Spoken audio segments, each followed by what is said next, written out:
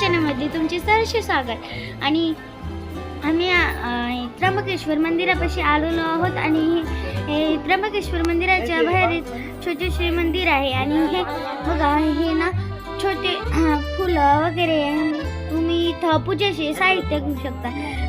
आता मी इथे थोडेसे चंदन लावून घेते. आता हे काका मला चंदन लावायला. मी कशी दिसते सांगा. आता हे काही अभिषेक करत आहे.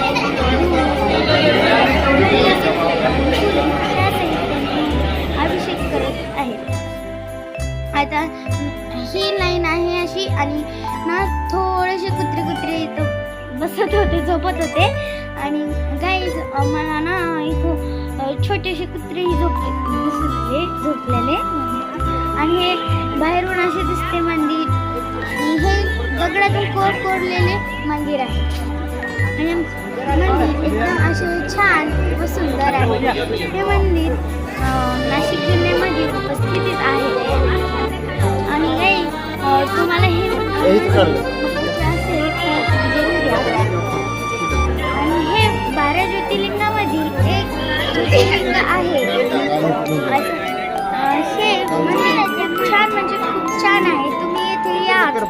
आणि तर गाईस, पिंडीवर ना अभिषेक केलेले पाणी इथे बाहेर येते. आणि हे छोटेसे पिंडी ही बाहेर ठेवलेले आहेत. तर बाय गाईज, बाय. आता पुढच्या ब्लॉगमध्ये भेटूया. बाय. Like share